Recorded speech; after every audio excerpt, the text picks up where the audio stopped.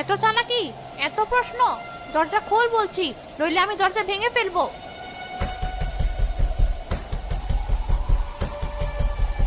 আপু, ও তো সত্যি সত্যি দরজা ভেঙে ফেলবে, এখন কি হবে? কাঁদিস না সারা, মাথা ঠান্ডা রাখ।